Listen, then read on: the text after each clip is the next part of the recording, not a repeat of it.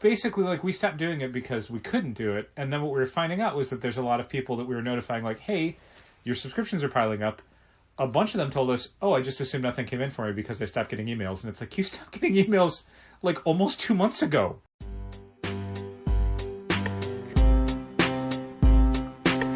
Come on and visit for any occasion. Don't keep patting out waiting. Comics and conversation. Keep the conversation moving along. Keep reading comics, keep your local store strong. If it's hard, then it's a job for the challengers.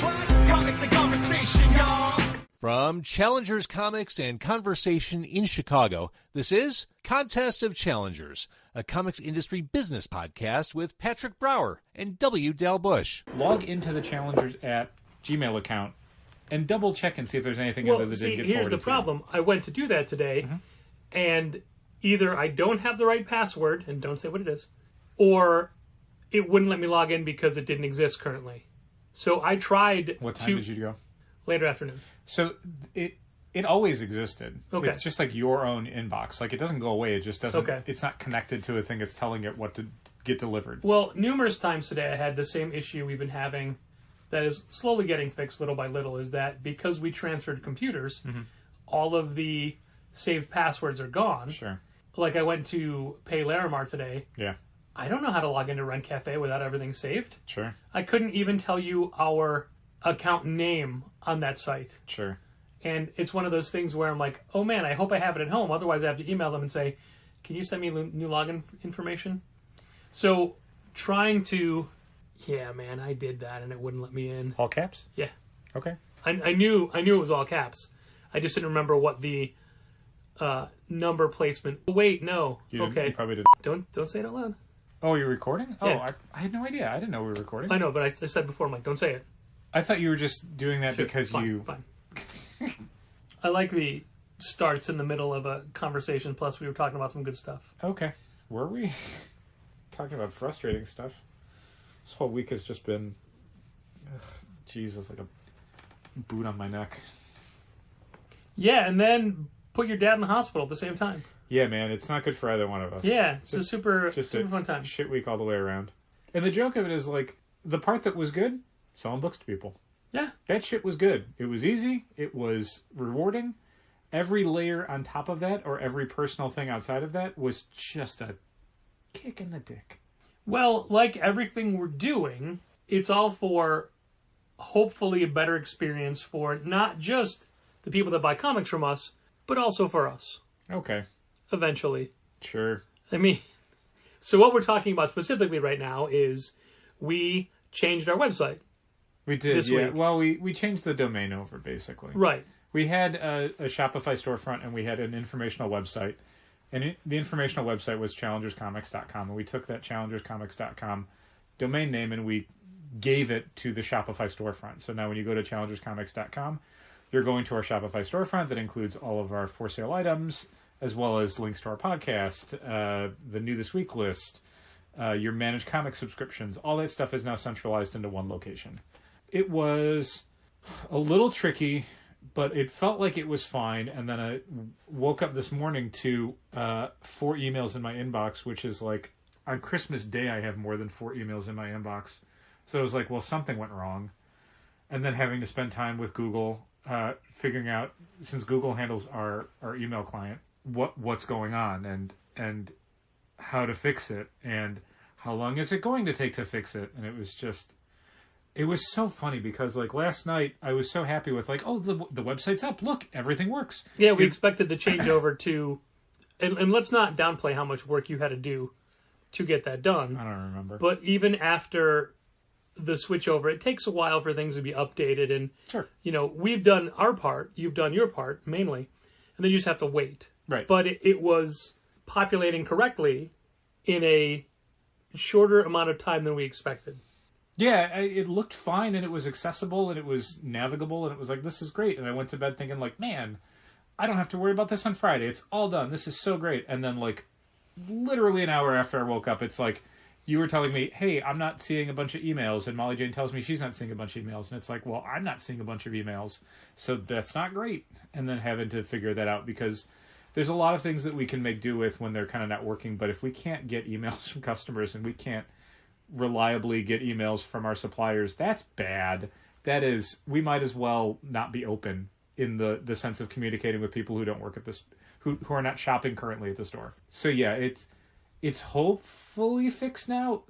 Google tells me it's all fixed, but we were seeing later in the day that things that were going to the Challengers ad address, which is not an actual kind of account that anyone uses, it's just an account that redirects emails to Patrick and myself and Molly Jane, doesn't seem like it was redirecting correctly, or at least not doing it in a timely manner eventually. So hopefully it's a thing where it was slowly moving from not doing it at all to doing it very slowly to eventually doing it on time reliably. But we'll have to wait and see if that's the case. Otherwise, I get to spend more time in a Google support ticket. Sometimes we don't expect technology to be as slow to start as we are in the morning, you know? We don't think it has to wake up, but it does. Like, we have to wait for the iPad to send us the enables cookie button at some point. Sure. And, you know, like yourself getting out of bed in the morning, it takes a little bit to get going. Mm-hmm. Definitely the older you get. Sure. But with brand new technology, you think it's supposed to be out of the box, ready to go. Out of the box being, of course, a metaphor, not an actual... Well, it's just that, like, you're used to changing something on a website, and you look at it and you're like, oh, it's changed, there we go. But when you're moving a website, or you're giving it essentially a new address, what you're really doing is telling your domain provider, you know, hey, this is where I live now. And then domain provider's like, cool, I will individually tell every single person in the world. That's going to take a little while. Again, depending on who the website domain provider is telling in what order, someone could know immediately, or they could know in a couple days.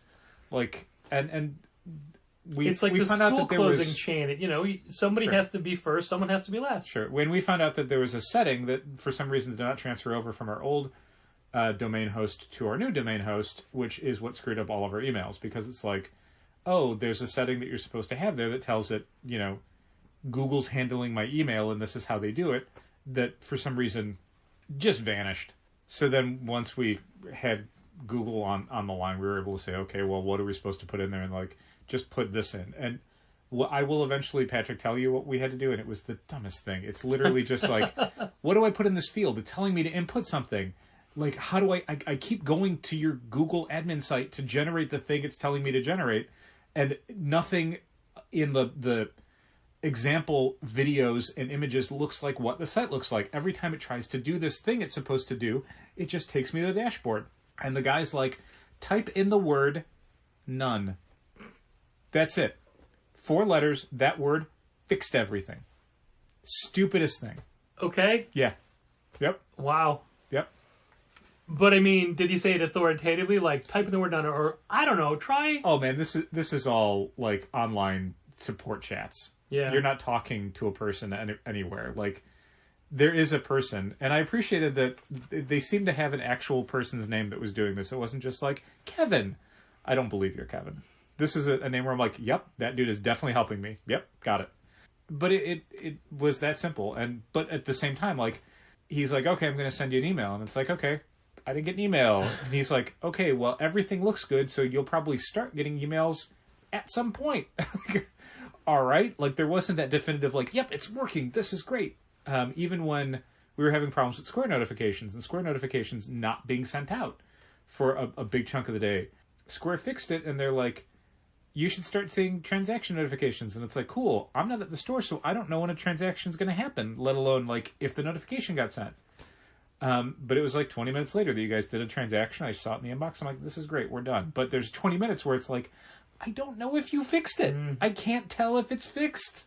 So that was a lot of my last 24 hours were limbo periods like that, where it's like, I think it's fixed, but I don't know if it is. And as long as I don't know if it's fixed, I'm considering it not fixed. Sure.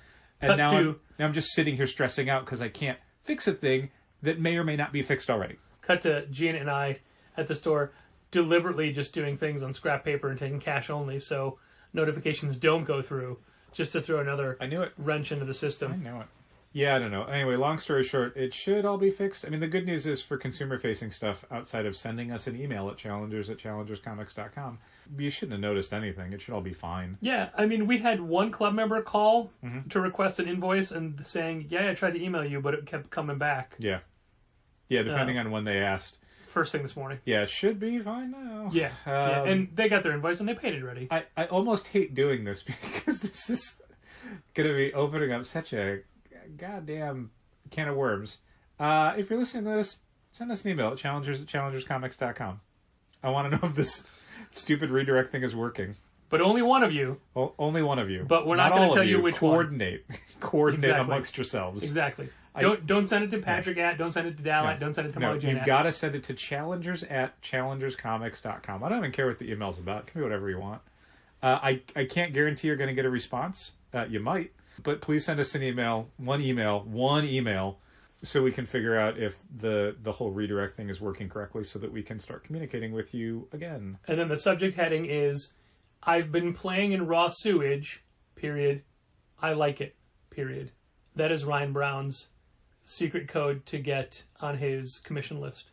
Is it really? I say secret, but he posted it online. Yeah, it's not a secret. You said it on a podcast. No, but I mean, like, that's how I know it, because he put it on his socials. But okay, that's how you let him know you want a commission. You know what I read today? Before we started recording? 8 Billion Genies. 8 Billion Genies, #1, the full color edition. It's that we good. were given a preview copy of. I really enjoyed it. Is it different than the one we bought at... It's in color. Okay, that's all.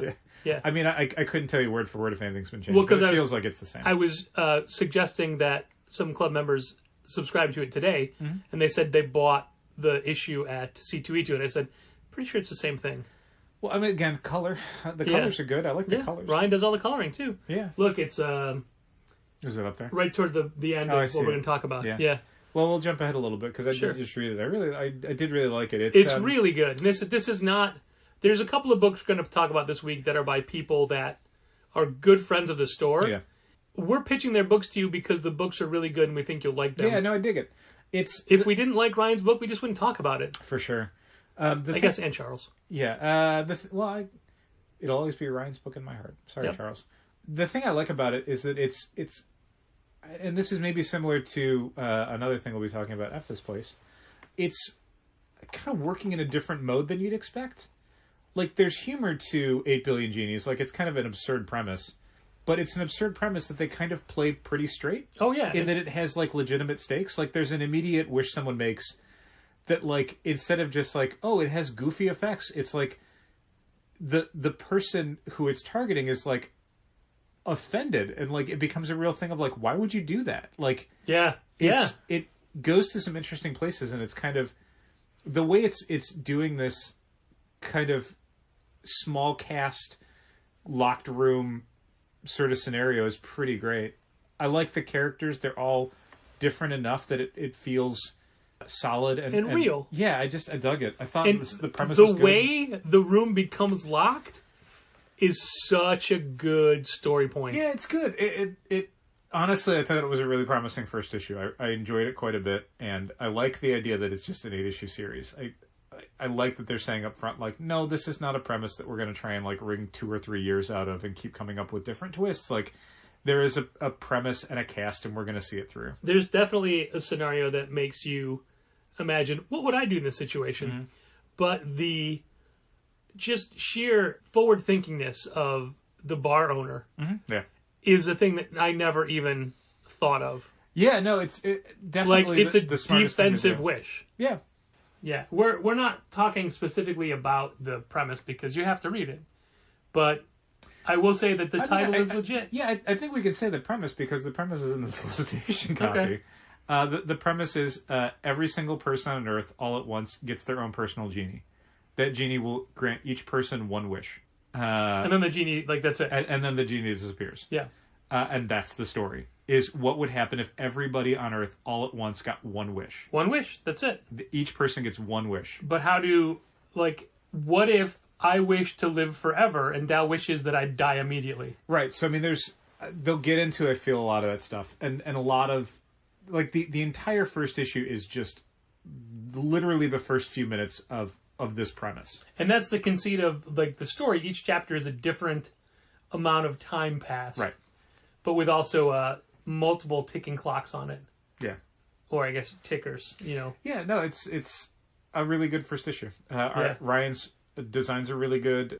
Some of your old favorites from God Hates Astronauts and Curse Words may pop up in limited roles. Yes, exactly. So some may get to talk, some don't. Uh-huh. Some are just background. I mean, it's Ryan Brown. There's a ton of Easter eggs. But it's also, I don't want to, and I did a minute ago, but I don't want to diminish Charles's contributions to this because the way the idea plays out and this sort of the way the characters respond to the situation feels really grounded and organic. Like there's a sense of like this is what people would do. But also, I mean, you can say it like that. You're not discounting Ryan's writer friend. No, well, I guess I am. The man that Ryan hired for his book, yeah. Ryan's personal word butler. I think Writer Monkey was the title that he used. And it'll surprise no one that we plan to do something for that. We do. In the store. It comes out the week after Free Comic Book Day. That's cool. The one thing we will not be giving out that day is wishes. No. Sorry. 8 Billion Genies, highly recommended. Yeah, pretty good. And it's not a comedy. I mean, there's humor to it, right? because, But it's again, a drama. The premise is ridiculous. Yeah, would you call it sci-fi or drama? I mean, I'd call it fantasy. Okay. Well, when I say sci-fi, I mean fantasy as well. Sure. I call it fantasy. It goes in the sci-fi. Sure. On the sci-fi shelves. Yeah. Yep. I know that our section is sci-fi fantasy, but sci-fi comes first. Okay. I would call it real because 8 Billion Genies existed. We've seen them. And one of the things to look for that you may overlook is that each genie, while they have a very specific design and a very similar to 3D Cowboy design, they all reflect the person that they're the genie to or for. Yeah. Like each person's personal genie reflects their body in some way. So, Patrick's might have a little beard on it. Yep. And mine might be angry all the time. Whatever. I don't know. I've seen recent We do have little drawings of our genies. Portraits of ourselves, and you're smiling. Yeah, that's and weird. I look angry. That's weird. Which I you think look is, serious. You don't look angry. Yeah. Well, serious is angry. Well, I don't know if that's true. For me, it is. If I'm ever serious, it's because I'm mad. And since we're in that part, even though we're going to leave this to the very end, we also got to read the first issue of the new Kyle Starks written horror book, I Hate This Place, or F This Place, or Fuck This Place. Take your pick. Yeah. We talked about the title controversy last week, but this week we've actually read the book. Yes. And it's a horror book, and it's not just horror. It's also crime, and it's also sci-fi. But, sci-fi can be horror. Yeah, and it's definitely more of like a survival horror sort of story. Yeah. Like, there's a horror element, but there's a lot of, like one of the characters is, like, the child of a doomsday prepper. So there's a sense of, like, how do we withstand this crazy scenario on a long-term basis? That's kind of baked into the premise. It's a genuinely creepy book, and it has a really great way of setting tone, depending on time of day and location. Yeah. And it starts with a heist, and that had me right away. Like, crime fiction is my go-to. Yes. When I'm reading prose, i.e. comics without pictures, it's all mystery and crime. And that pulled me in immediately. Sure. And again, Kyle Starks, he's a wrestle boy. He's a good friend of ours. I really recommend this book. And just to be able to help everybody who shops with us to fully grasp the sheer entertainment value of this book, you've read it. I've read it. Molly Jane is going to read it. Andrew's read it. Okay. Andrew loved it as well. Okay. So this is not us being blinded by our friend's work.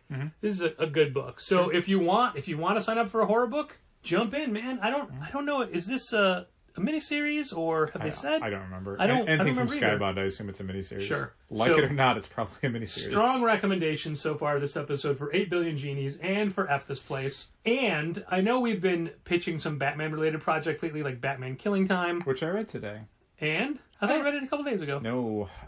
What did I read a couple days ago? You said you Batman liked it. Superman. I read, like, the first couple pages. Oh, okay. I actually read the whole thing tonight. Yeah, and? I liked it. It didn't blow me away necessarily, but I enjoyed it. But, I mean, it's just a fun, standalone, non-continuity Batman tale.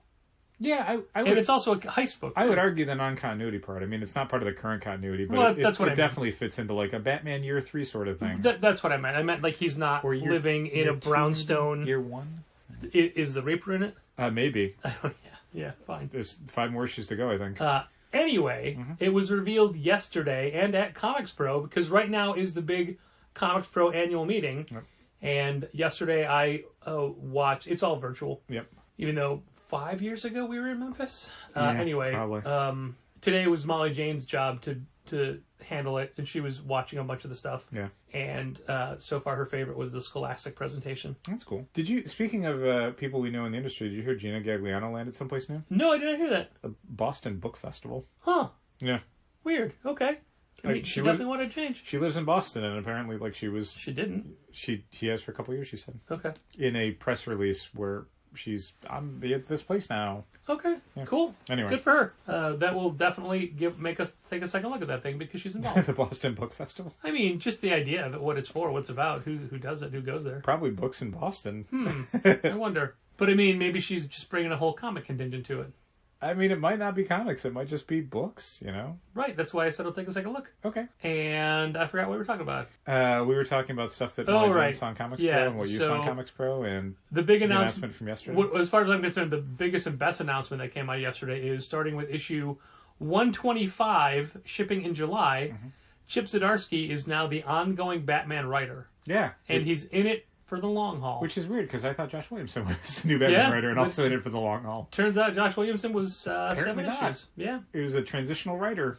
Yeah, well, they didn't tell us moving in, and Probably Josh would- Williamson has his hands full with the dark crisis I guess. of the final night with Legends or whatever it's called, and not having to write Rogues anymore because that's over, or whatever new Justice League. Anyway, Chip Zdarsky's writing Batman, Yep. and George Jimenez is coming back Yeah. on art, Yeah.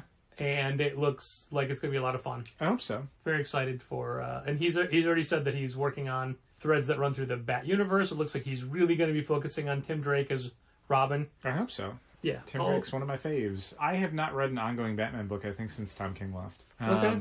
I tried to do... James Tynion. No, I was going to say the Marco Tamaki stuff on Detective, and I did for a few issues, and then I sort of just tapped out again. Yeah, I haven't felt very invested in the ongoing Batman universe in a while. I'll say that Mariko Tamaki's Detective reminded me a lot of like classic 80s Batman. Yeah, I mean, I like the kind of, like, other side of Gotham of it all, which is very, like, that's what, the guy from Super Sons? Peter Tomasi. Peter Tomasi. And, like, Devin Grayson would do stuff like that back in the day.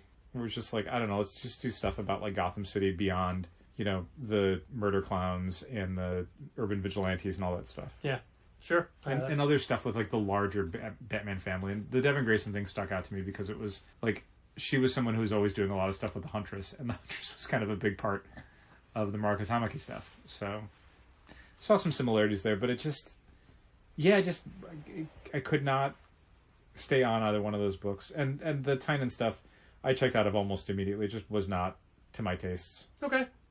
Like other books of his, but his Batman stuff, not that into. Although he said something interesting in one of his newsletters back when I read them. And it was that... all of those newsletters, I'm so tired of all of them. It was that if you're going to do a Batman book, if you're going to do the Batman book, you can't do it as like, I'm just writing this Batman comic. You have to do it like you're essentially like show running like the Batman network, more or less. The Where, Batman like, family of titles. you have to be doing the flagship book, but the flagship book also has to like generate spin-offs and support ancillary titles and occasionally like do big family events that touch on all these characters and give them new status quos. Like, it looks like Chip Zdarsky's looking forward to that. I mean, I guess having just done Devil's Reign, he feels confident that like he could do the same thing over at DC for Batman. As he's still also writing Daredevil, he made a good point about how he's the go-to for white urban vigilantes with stubble. Mm-hmm. And Like Howard the Duck. if anybody at Marvel realizes that he's doing both, and they may not want him on there, but if there is an upcoming Batman Daredevil crossover, he's got dibs. So suck it, Bendis. There you go. Yeah. Never gonna happen. No. Never in a million years is it gonna happen. I But- mean, it happened in the past. Sure. There's Yeah. one a couple I think maybe you can buy, at least one. Bagley? No, I'm thinking of Batman Spider-Man. Maybe there wasn't one. Maybe they never did one. No, I'm pretty sure there was. Okay. I want to say it was Klaus Janson, maybe. like the DG Chichester era. Maybe. I can see the cover in my head. But my transition, my segue was speaking of company crossovers. Last week we talked about the JLA Avengers reissue and how it's limited to 7,000 copies, and we had about 7,000 people that want it. At least. So we have decided on what we are doing for it as far as the Challengers copies go. If we get any copies. Right, and ironically there was people came out, other retailers said, hey, you can find out how many you're getting. Here's where you can go on Diamond's site to find what you're allocated to. And everybody looked and said, oh, these numbers are great. And then Diamond had to say, no, those aren't the real numbers. That was just auto-generated. It's not done. Yeah. Like, oh, so I don't understand why they're numbers anyway. So, right. Ha ha ha, you're not getting that. No. So if we get any copies, we're going to be raffling them off in the store with all the proceeds going to the HERE Initiative, since it's the HERE Initiative that put this together in the first place. Yep. So we're going to be selling raffle tickets for $5 a piece. Yep. And if we get one copy, we're raffling it off. If we get 3 copies, we're raffling them off. Yep. If we get 5 copies, we won't be getting 5 copies. We will not be getting 5 copies. So 3 definitely feels like the upper limit of what we're going to receive. yeah. So the odds of winning depend on how many people enter. Yeah. But we expect we hope we have like 2 to give out. That'd be nice. And we hope to raise not a ton of money, but a little something, because the reports are seeming that the money for this book specifically goes to George Perez and his family. That's nice. But regardless, our money is going to the HERE Initiative. They can give it to whichever creators however they feel is appropriate. deem appropriate to. So we hope to give them a little something extra. Yeah. I've heard of a fellow store that is, what they're going to do is see what it's going for online, like see what people are actively buying it for, Right. and then just offering it for that in their store with that money going to HERE Initiative. Okay. Like basically just saying, hey, like, This is the going price. Yeah. this is the going price. If you want it, you can have it, and all the money goes to HERE. Yeah, we talked about this, I think, a little bit last week. Any store that wants to come up with a scheme to generate money for the HERE Initiative, great. I'm all for it. For us, I feel more comfortable doing a raffle than doing an Yeah, auction. of course. That's fine. It just feels better. Well, I mean, there wasn't an auction. It was just... right, but you know what I mean. Like, yeah, like that's yeah. we're hearing a lot of like people are going to do an eBay auction or like again, like this is the going rate and this is how much it costs and all that money's going to go to the HERE Initiative. I like the idea that one thing that could happen from this is someone could get the copy of this book and not pay a ton of money for it. Yeah. Like I'd like to both raise a lot of money for the HERE Initiative and not gouge somebody. Right. So basically, that would be nice. That'd be a nice 2 things. We hope that people are inspired to buy a ticket because they know they're giving that $5 to the HERE Initiative. Right. Beyond that, though, I'd also like to point out that I think the cover price is what, $20 or $30? Yeah. So if you want to buy 5 or 6 tickets for the HERE Initiative, you're still paying cover price. That's pretty great. Well, provided you win it. Yeah, that's what I'm saying. Like, Yeah. if you win it, you win it with a $5 ticket, great, I'm glad for you, but, you could do the nicer thing and buy it in, 4s and 5s. Sure. Oh, yeah, of course. Of course. That could be cool. To To put your heart in the right place. I feel this is always the Challenger's way. Like, let's really get behind a thing that's raising money for something else. Sure. But, I mean, we don't raise money for us. We sell things. Yeah, I would feel weird doing it if it was like, and Challengers keeps all the money. Like, let's not do that with this. Even when we did the Kickstarter for the Rogues Gallery, we were still giving people stuff, just using that money to help build the actual gallery. Right. It wasn't just, hey, give us money to do this one thing. That's the thing we have a hard time. And when we did the around. Hero Shade thing for Bad Idea, Yeah, same. just had to buy a $4 comic book or whatever. Yeah. Great. Yeah, you were buying a comic book Yeah. and then getting a raffle as well. I think technically you had to buy 4. Well, no, because you had to have owned all 4, but you only had to prove that you bought 1 from Yeah. us. That's all. Yeah, I feel good about that sort of stuff. So I feel good about doing a HERE Initiative raffle thing. Hopefully we'll raise a nice chunk of change for a good organization. And we raise money for HERE Initiative all year long. We do. We got a little donation bin at the counter. Yeah. People And- drop their spare change in. And every time that, so people drop their spare change in or throw a couple of bucks here and there. Mm-hmm. So a couple times a year we'll empty that and then round up to a good solid number. Nice. Like, if there's like $28.47 in there. We don't send the Hero Initiative a check for $28.47. No. We PayPal them $50. Sure, that's good. So it's not. I'm always against places like the WWE where they do this big push for Susan G. Komen or whatever, and they're just getting you to spend your money so they can say, here's our donation. Right. And that we're kind of doing that, but we're not. We're almost matching it, you know? Yeah. It feels weird, almost dirty talking about, like, no, I promise, we give money. We actually feel altruistic. Well, you know, these people give us our lives. You know, the fandom that we love, they spend their lives doing it, and if they need help... Yeah, it's a good organization. Like a lot of organizations, I wish it weren't necessary. Yeah. Yeah. But, you know, as long as it is necessary, I'd like to make sure that they can take care of people. You never know when somebody will need medical help from, you know, cataracts or diabetes or getting old or drinking paint. It's a weird one. I know, right? So there's a store, and they posted this on a retailer forum, so I don't know that I actually have permission, so I won't say the store name. Mm-hmm. But they posted security camera footage, which, by the way, is linking to our next segment. Nice. Of someone, it's a comic store, game store, so they do like Warhammer stuff. They do a lot of miniatures, and they do a lot of racks of little jars of paint. Yeah, it makes sense. And it's security camera footage of a guy opening the paint bottles and drinking the paint. And then putting the paint bottles back. Weird. And in further discussion with the person, we found out that it was a blue-gray. Okay. And then, because someone was like, what flavors is he drinking? Flavors? Right?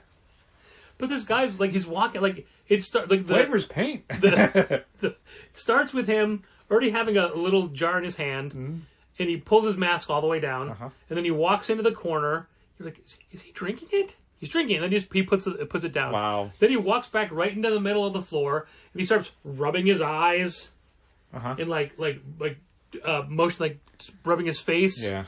Then he walks on a little bit, then he walks up to the paint, picks up another bottle, walks around, goes right in the corner, pops the top off, tilts the head back, downs it. Wow. This one, he puts the cap back on and goes over and puts it back in the rack where it was. I feel like he must have done it before, and then someone must have found those bottles and went, what is going on? And that's why they thought to, like, monitor the security footage. Well, I don't know that they caught him. I think they were just playing this back. Oh, okay. So they found the empty bottles and then wound it back to find out, like... Possibly. I don't know for sure, because at no point did anyone confront him. Sure.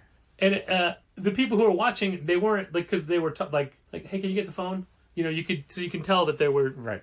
But no one said, what is he doing? Like, I think they saw it and then like, okay, I need to film this on my phone so people can see what's happening. Yep. Yeah. Inexplicable. I didn't know that you could... I don't know what brand it was or what kind of a high you get off of hobby paint. I showed it to Gina today, and she thought he was going to start huffing spray paint like in Mad Max Fury Road. Sure. He's going to be one of the... War Boys? The War Boys, yeah. I almost said a different word in front of it because I couldn't think of the right one. It would have been a bad word to say. Not a bad word, just bad in that context. But anyway, speaking of security footage, today we got a brand new series of Transformers. We did. What were they, Dal? Do you remember what the thing was called? This was Studio Series 86 Deluxes. Studio Series 86 Deluxe. 4 different figures, 2 figures of each. Priced them, put them in the system, pulled on pictures, blah, blah, blah, put them out. Somebody stole one today. Yep. But this guy was so good that even though we know it happened between 3 o'clock and 3:09, it took me a solid 20 minutes to find how he did it. Oh, wow. And what's even weirder was he still bought one of them and then a stack of Spawn comics. I've seen guys do that before. Yeah. Like, we've had people who stole from us, and it's like, they bought these 3 Marvel Legends and stole another one. Like, weird. But he was so slick, pocketing that figure was a second. Wow. It was shelf coat.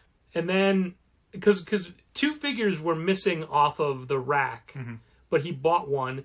But watching the tape, we're like, where is the second figure? So he grabbed one, tucked it, went back and got another one, and then went around the store, picked up this figure, looked at it, walked around, put it back, picked up this figure. And it wasn't like, it's the kind of thing that and I hesitate to even say this because it just sounds like we're telling people how to steal from us.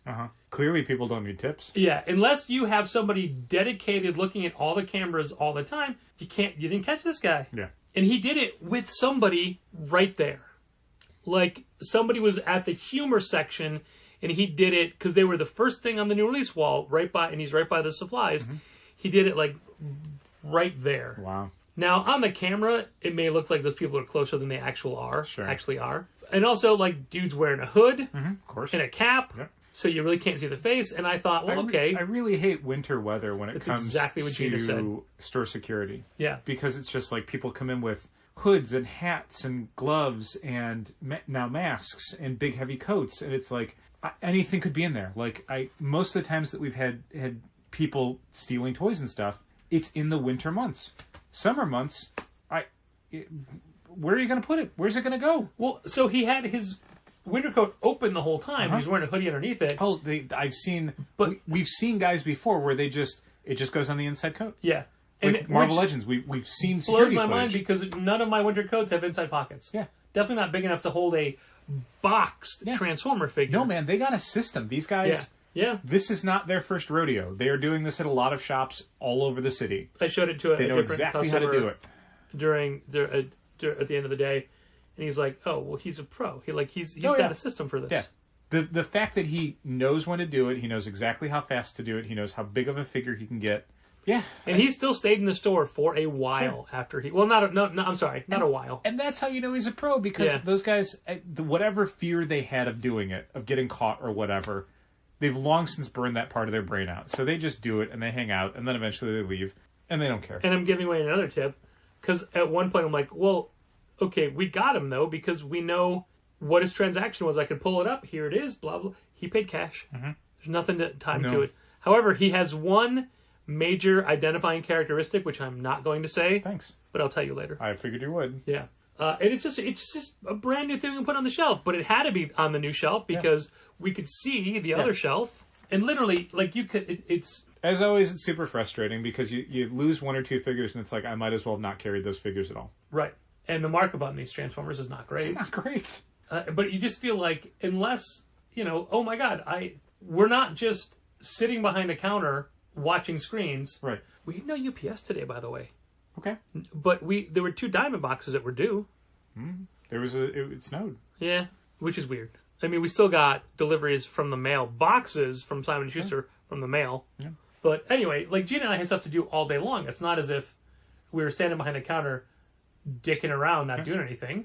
I mean, it's every comic shop, though, which is why guys like that will target comic shops. Yeah. You don't target, no pun intended, target, because they have loss prevention people, and there's someone who's watching security cameras and stuff.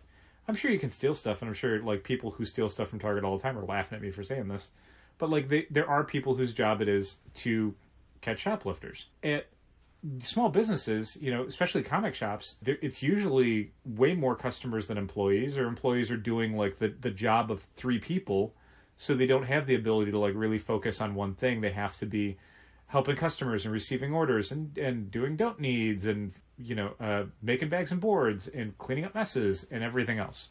So guys that go into these stores count on that. Like they count on the distracted employee to be able to just, in a second steal an action figure. Yeah. Gina had suggested, she's like, why don't we put up signs that say, hey, you're being watched? And I'm like, because to me it feels like we're daring them.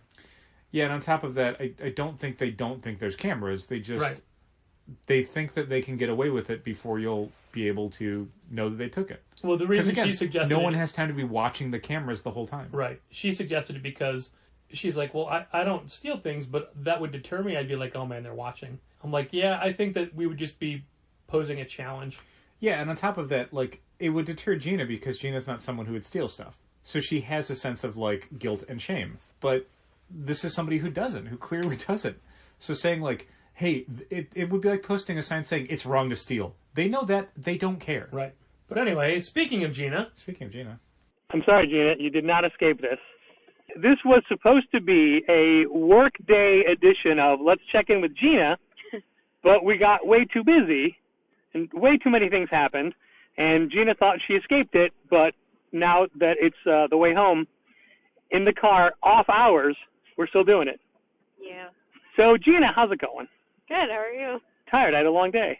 Helped out by some Cosmos at the end, Yes.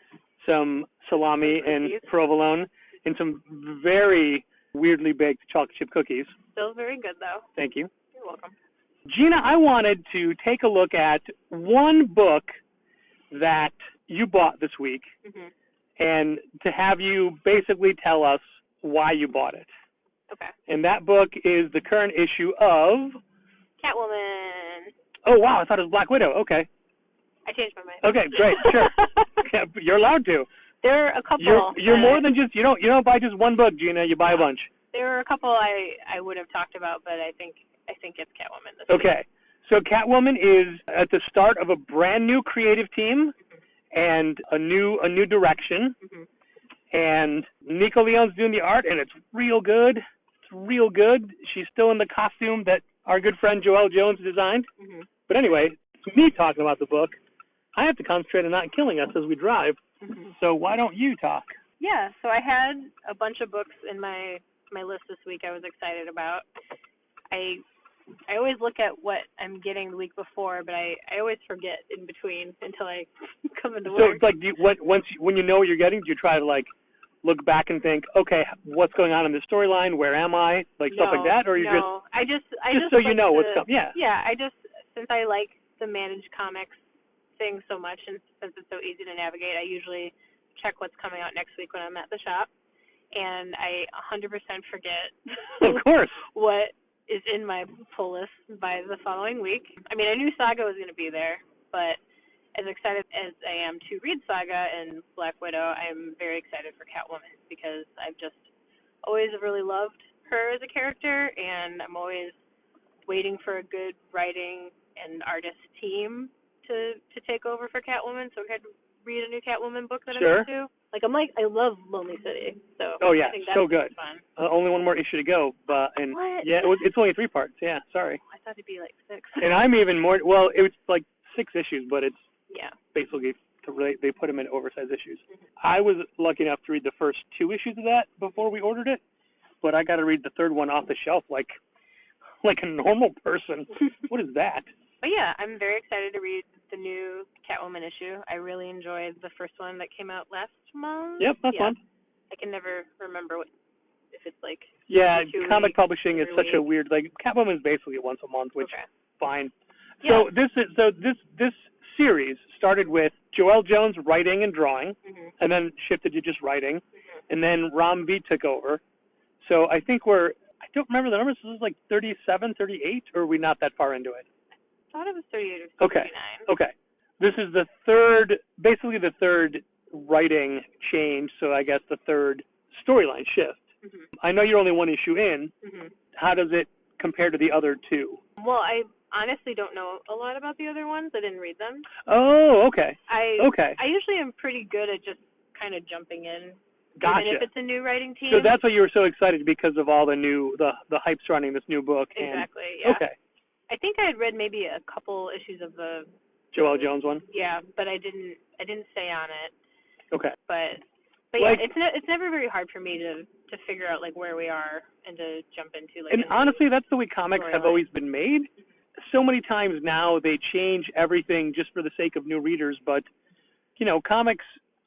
When I was younger, and when Dal got into Legion of Superheroes right in the middle of the 5 years later storyline, which is the most impenetrable stuff for new readers, and he loved it because any issue of a comic could be somebody's first issue. Yeah. And it should be easy enough to follow along, but it's also insulting to think that people can't Mhm. for the most part. So I think it's great that you just jumped right in when you found one that you wanted. I should turn here. Yeah.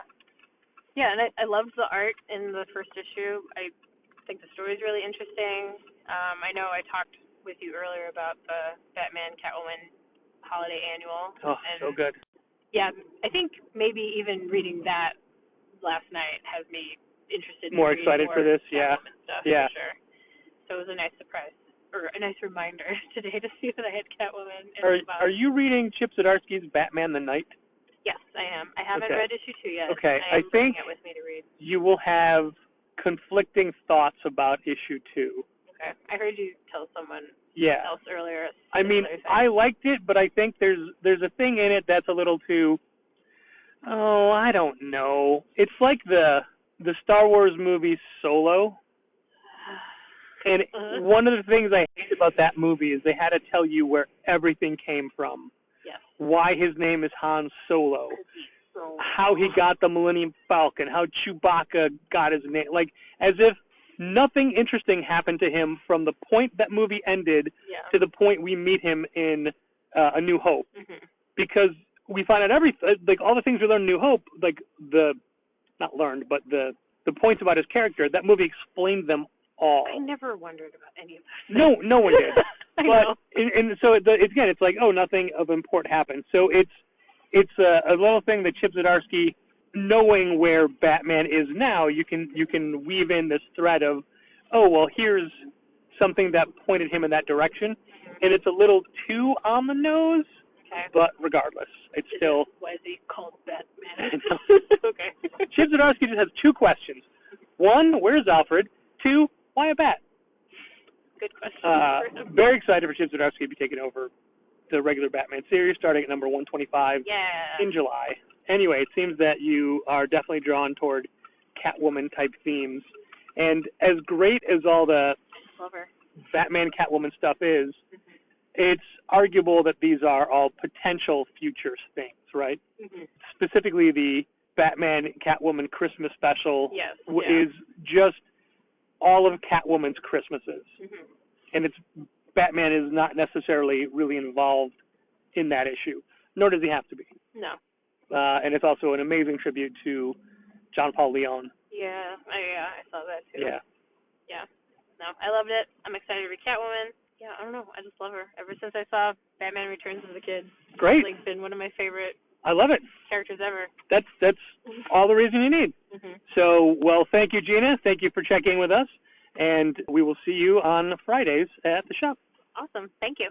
The only other thing I really had to bring up was we were having questions about our weekly email, not the one we send out on Thursdays, but specifically the ones that we used to send to subscribers that say, hey, Dalbush, your books are ready. Here's what you're getting for the week.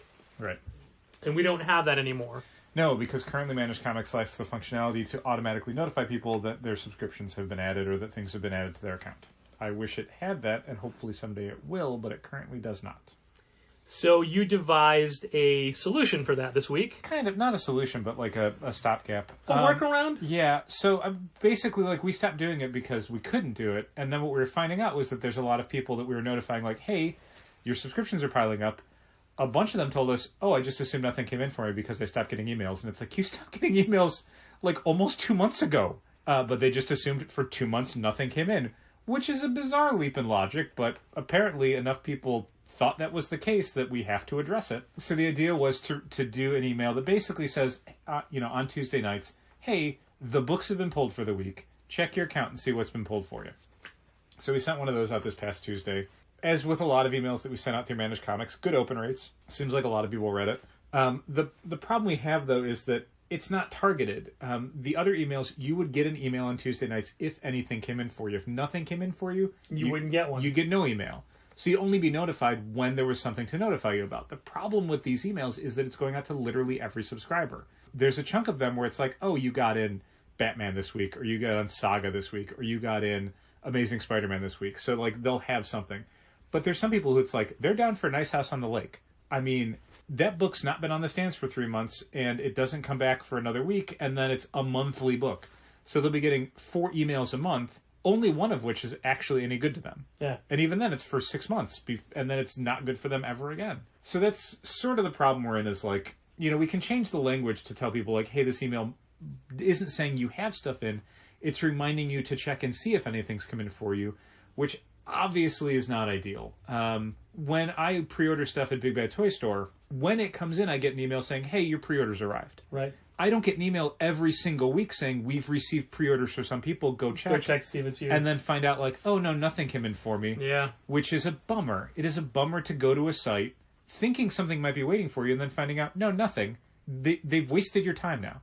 You've wasted the several minutes that it took you to go to multiple sites and then find out what's going on. So I don't know if it's a good idea to keep doing it. Like, I don't want to do it like once a month because then it's kind of pointless. That's Right. just the monthly new catalog email in a different form. But on the other hand, like, there are people who you have to tell them every week, check and see if anything came in for I you. think there's benefit of it being just a general reminder. I think even people that would do it on their own would maybe forget and be like, oh, I should do that. We had a club member come in today who I did not recognize. He came to the counter. I'm like, hey, what can I do for you? And he holds up his phone, and I see it's that email.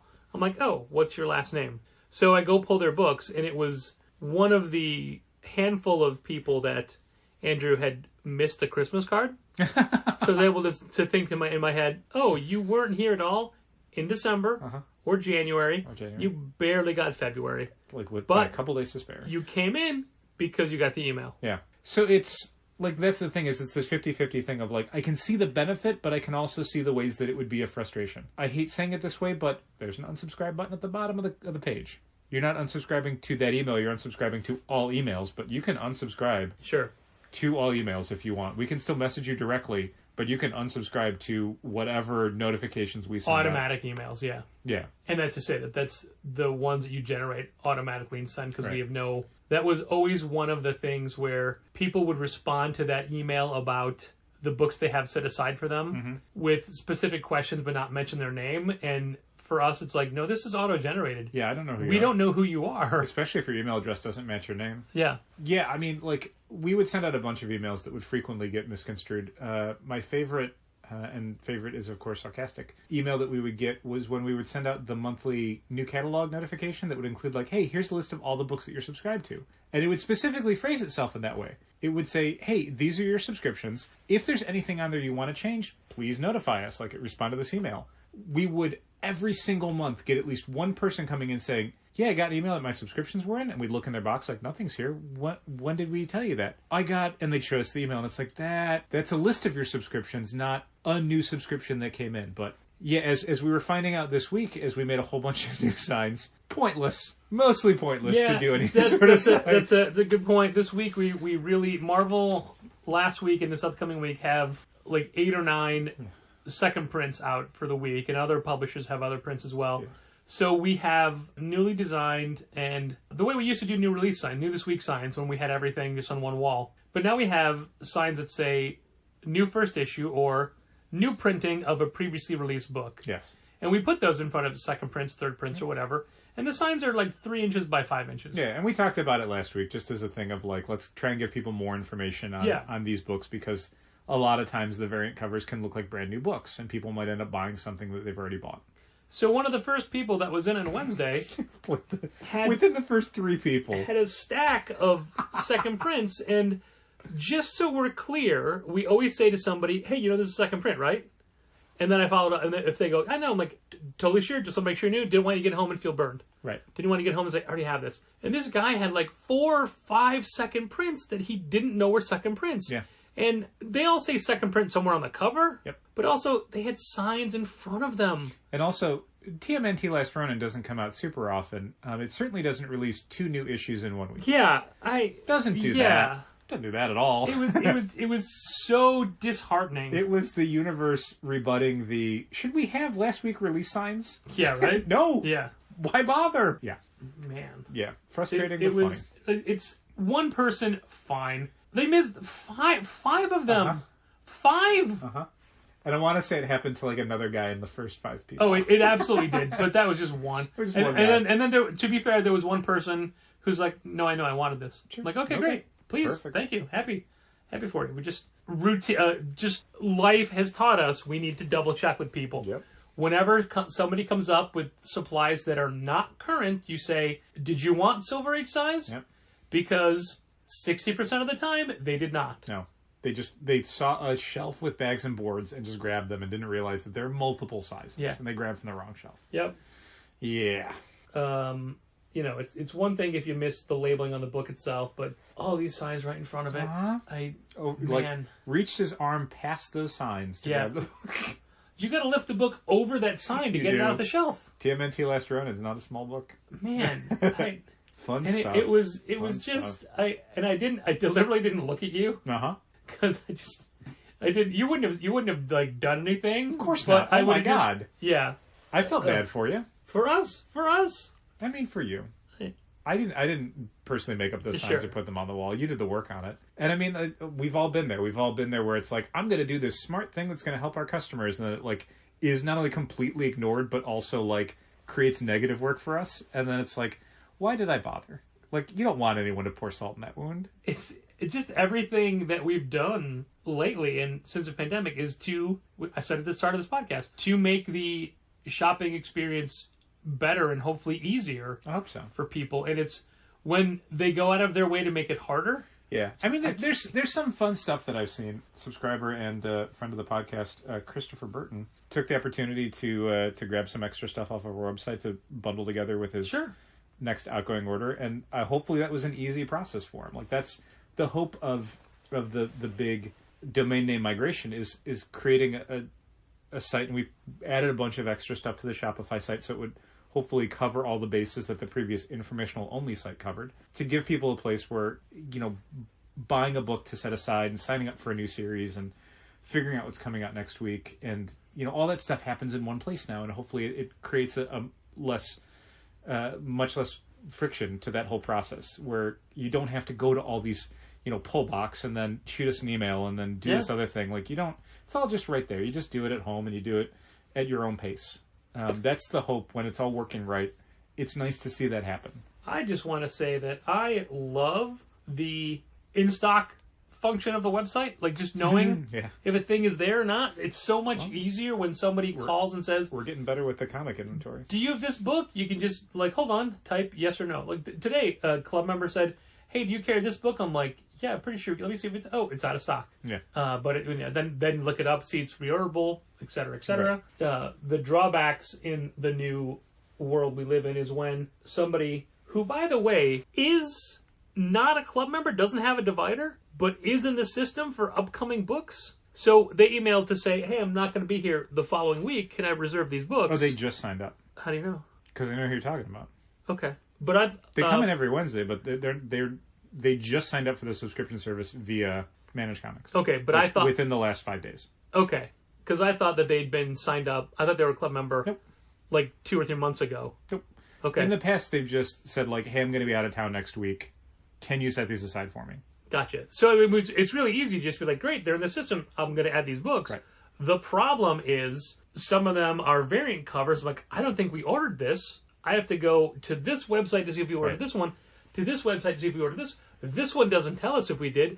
These two, I can't even find. I don't even know how he knows they exist. Yeah. One of the big drawbacks currently of Managed Comics is that it doesn't understand what we have on order.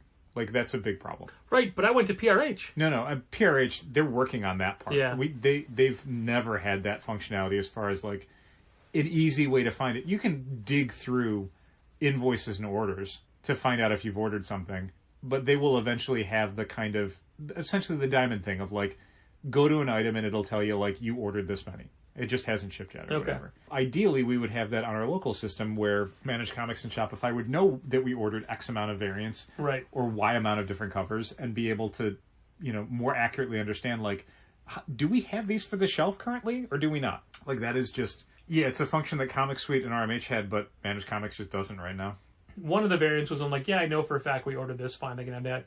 The other two I never even heard of, so, I mean, that I hadn't heard of the variant, obviously, I heard of the comic. Right. But my point is, we're really trying to change, like, to remove the question, hey, do you have this, from people. Right. We want them to go look for themselves. Or at least know that they can look for themselves. Yeah, exactly. Like, there's, and this is the thing that we kind of struggle with a little bit. There's people who are just like, I don't want to do that. Right. Like, they know that they can, they just really don't want to. And, you know, the choice as a store owner is, like, do you accommodate that, or do you just say, no, I'm not going to help you? And obviously, the answer is to accommodate them. They're not making an unreasonable request. They don't want to use some of the automated tools. And I think that's fine, man. Like, sure. I didn't open, like, a warehouse that ships out stuff across the country. I opened a comic shop that people come into and they buy things. So if people... And now ships things across the country. Right. As a result of a pandemic, is needed to do that necessarily. But if people don't want to use those tools, like we've always said, like, if someone comes in and they're just like, I want to sign up for Saga. I don't want to go to your website. I don't want to scan a QR code. I don't want to do any of that stuff. pull Saga for me every month. It's like, fine, I'll do that. Similarly, yeah, if someone's like, I do not want to use Manage Comics, or I do not want to go to your website, just tell me if you have this or not. Sure. However, there are plenty of people who honestly don't even think they can do that. Right. They have no idea that you Right. can manage your subscriptions online, or check your website for inventory, or buy something at home and then just come pick it up later with no extra fees. Like, a lot of the reason that we sent out that email this past Tuesday is not just the like, hey, don't forget books might have come in for you, but here are all these other things you can do. You can get us to send you an invoice that you can just pay for your books online and not have to worry about like them getting shelved. You can have them shipped out to you. You can go to our website every Thursday at noon and see if there's new stuff that you want to add, if you can't make it in until the weekend or whatever. You know, and again, you can go to your Managed Comics subscription portal and find out if you have anything waiting for you, not just for this week, but altogether, everything you haven't picked up yet, which is better than how it used to be when we were sending out Tuesday emails, which would literally only ever be what we got in the last week. So, in some ways, as frustrating as it kind of is to not have the same functionality as Comic Suite, to not be able to just automatically every Tuesday night send all of our Managed Comics subscribers an email saying, here's what you got in the last X amount of time, 24, 48, 72 hours. The fact that you can go into an account that tells you literally what you have on hold, not just like what you've ordered that may have come in for you over a span of time, but literally what is waiting for you right now at the store. And it dynamically changes as we receive new stuff. You know what this new system doesn't cause? People to email and say, I already bought that last week, but it says it's in my box now. That is true. We have not heard that, which is great. We had a club member today ask, they're going to be unavailable for a while. Mm-hmm. And they said, can you just send me an invoice every week? And I said, you have to remind us to do that. I don't know if that's true. I mean, yes and no. Like, I would probably leave a note saying so-and-so doesn't need their book shipped, but we'd probably put them on weekly shipping and then just do the invoice every week. See, the thing is, I said, to pay for or to get shipped out? And they said, I'm not sure yet. Okay, so we don't even need to leave a note. We put them on weekly shipping. Yeah. And when we send them an invoice, I think they can choose, like we have as a default, I think, like we'll choose the shipping, but I think they can choose the shipping. So they can choose local pickup or curbside pickup if they want to. Okay. I think that's the case. Okay. Because we had someone recently, but they'd asked for an invoice, so I think we went in and said, like, the shipping is local pickup. Well, their situation is week to week. Okay. So, yeah, I think what we'll probably do is we'll just... I think what I want to try and do is maybe do, like, a test invoice with somebody to see, like, if I don't put shipping in, can you choose shipping at checkout when you're sent a draft order by Shopify? I got to figure that out. You can use me as an example. I think I have stuff in my account. I could just do it for myself. I mean, I could literally just do like a test draft order tonight and send it to myself. Now that my email works, hey. Because if that's the case, yeah, it's dead simple then. Because they can just decide week to week, like, do I want this shipped out or do I not want it shipped out? That said, the difficulty becomes like, if they say for 2 weeks I just want local pickup because I'm not going to come pick it up, and then on the third week they're like, I want it shipped. Well, the invoice is only going to account for the shipped books. That may not be the same size envelope anymore because you've got 2 extra weeks of... Yeah. So that may be a different thing. Also, this is a club member who usually has a just as big or bigger stack off the shelf. So I don't know if that's going to change anything or whatnot. Okay. We'll find out as time goes by. And, Dal, time has gone by. Neat. Thanks for listening. And keep reading comics. Also, don't drink model paint. And please don't steal from us. This has been Contest of Challengers. Thanks for listening. Keep reading comics. Challengers is located at 1845 Northwestern Avenue in the Bucktown neighborhood of Chicago. 773-278-0155. Keep up to date with new releases and events at challengerscomics.com. Like Challengers Comics on Facebook, follow @Challengers on Twitter, and help fund this podcast at patreon.com/challengers.